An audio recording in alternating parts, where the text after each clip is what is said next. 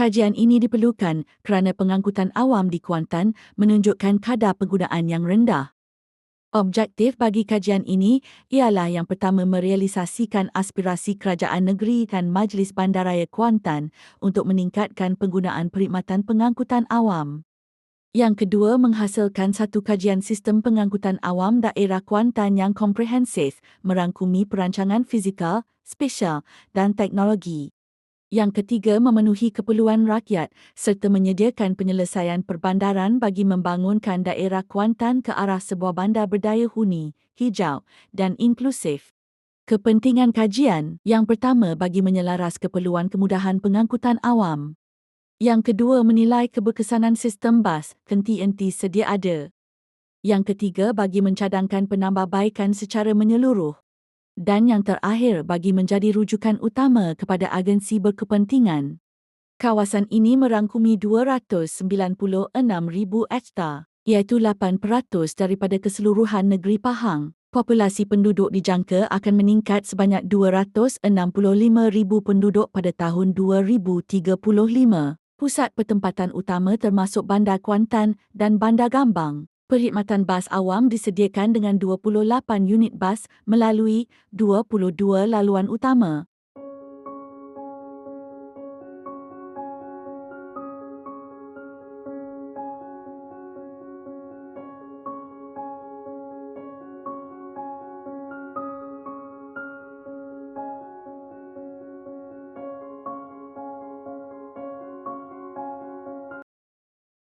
Menjelang 2050, Pahang menyasarkan 70% penggunaan pengangkutan awam langkah ke arah mobiliti hijau dan lestari.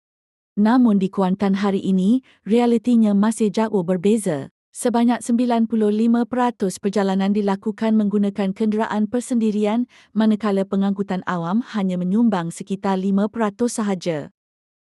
Keadaan semasa pengangkutan awam di Kuantan yang pertama, liputan laluan bas yang tidak menyeluruh. Yang kedua, kemudahan infrastruktur kurang selesa dan tidak efisien. Yang ketiga, kurangnya integrasi antara mod pengangkutan awam. Visi bagi kajian ini ialah bagi menjadikan sistem pengangkutan awam di daerah Kuantan lebih maju, progresif dan berdaya saing selaras dengan aspirasi Pahang First.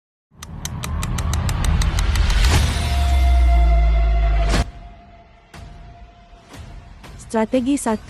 Memperluaskan tahap liputan perkhidmatan bas awam. Strategi pertama menumpukan kepada memperluaskan liputan perkhidmatan bas awam melalui pelaksanaan laluan bas baru dan pengenalan projek bas EV. Strategi 2. Mempertingkatkan kualiti perkhidmatan bas awam dengan memberi fokus kepada peningkatan kualiti perkhidmatan bas awam.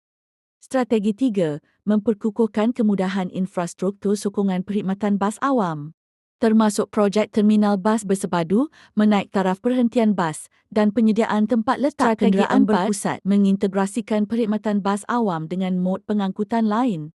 Strategi 5. Penyelarasan dasar dan strategi di peringkat negeri dan tempatan bagi memastikan pelaksanaan pengangkutan awam lebih konsisten dan bersepadu.